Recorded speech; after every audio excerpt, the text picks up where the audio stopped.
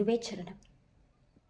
நாம் அன்றாட வாழ்வியலில் சந்திக்கும் பிரச்சனைகள் ஏராளம்.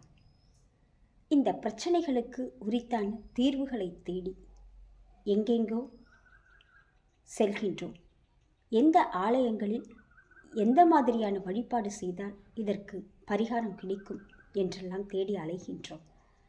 ஆனால் பல சமயங்களில் நம் கண்களுக்கு எதிரிலேயே இருக்கக்கூடிய மிக எளிமையான பொருள் செலவில்லாத பரிகார வழிகளை, நம் முன்னோர்கள் சொல்லி வைத்த தொன்மையான வழிபாட்டு முறைகளை நாம் அவ்வப்போது மறந்து விடுகின்றோம் என்பது நிஜ. வழிபாடுகளில் ஒன்றுதான் நாகலிங்க மர வழிபாடு.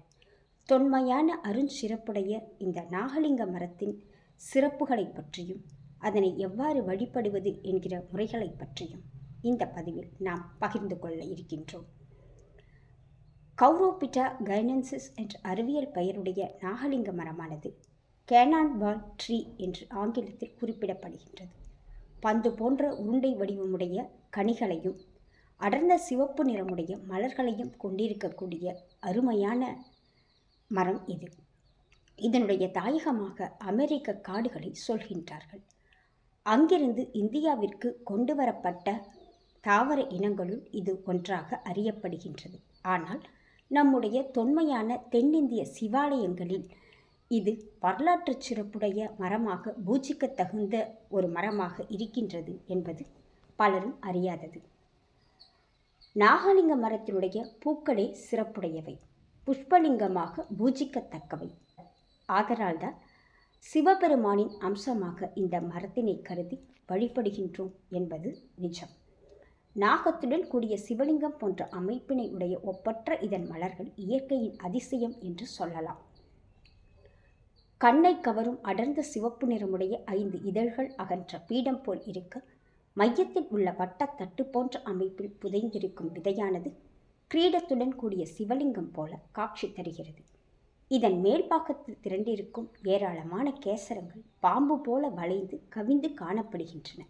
இது பார்ப்பதற்கு எண்ணற்ற தலைகளை உடைய நாகம் லிங்கத்திற்கு குடைப்பிடிப்பது போல காட்சி தருகின்றது.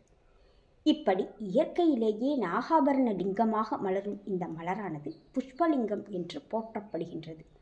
அன்றாடம் சிவலிங்க பூஜை செய்து அதனை உடனே விசர்ஜனம் செய்கிறவர்கள் நாகலிங்க மலர்களை புஷ்பலிங்கமாக பாவித்து பூஜிப்பது மிக்க விசேஷம்.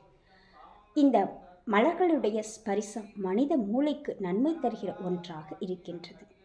நாகலிங்க மரத்தின் பூக்களை பறிக்கும் போதே கைகளில் இதமான சூடு நிலவுவதை காணலாம். இயற்கையாக இம்மரத்தில் நிலவுகின்ற உஷ்ணத்தன்மையே இதற்கு காரணம். 21 ரிஷிகள் தங்களது தவ ஆற்றலை இம்மரத்திற்கு அளித்துள்ளார்கள் என்பதுதான் காரணம் என்று புராண தகவல்கள் கூறுகின்றன. இம்மரத்திற்கு சர்வ கிரகங்களின் ஆதிக்கம் உண்டு.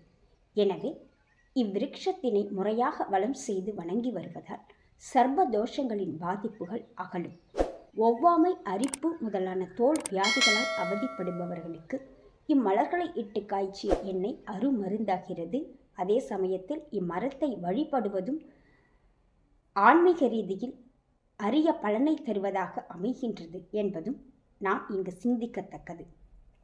நாகலிங்க பூக்களை சிவாலயத்திற்கு சேகரித்து அளிப்பதால் பெரும் புண்ணியம் கிடைத்திடும். நமசிவாய எனும் சிவ பஞ்சாட்சரத்தினை குறைந்தபட்சம் 1001 முறை உச்சரித்தவர்கள்தான் இந்த மரத்தில் உள்ள பூக்களை பறிக்கலாம் என்பது சைவ சமயத்தினர்களின் நம்பிக்கை. லிங்க பெருமானாகவே கருதப்படும் இம்மலர்களை சிவாலயங்களில் மட்டுமே உபயோகிப்பதும் வழக்கமாக இருக்கின்றது. உபயோகித்த பின்னரும் மலர்களில் உள்ள அதீத மருத்துவ குணங்களும் அதிர்வுகளும் குறைவதில்லை என்பது இங்கு கருதத்தக்கது. இந்த அற்புதமான நறுமணத்தினை சுவாசிக்கும் போது நுரையீரல் தொற்றுகள் எளிதில் நிவர்த்தியாகும், சுவாசம் சீராகும்.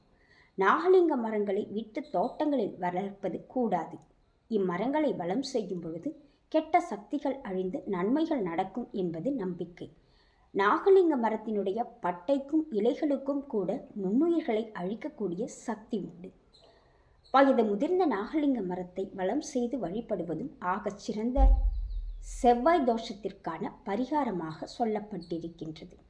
செவ்வாய் கிழமைகளில் இவ்விருட்சத்தினை சிவப்பு வஸ்திரம் சாற்றி பூஜித்து துவரம் பருப்பு சுண்டலை நிவேதித்து இவற்றை ஒரு ஆட்டுக்கிடாவிற்கு அளித்து வணங்கி வர செவ்வாயின் பரிபூரணமான அருள் கிடைத்திடும்.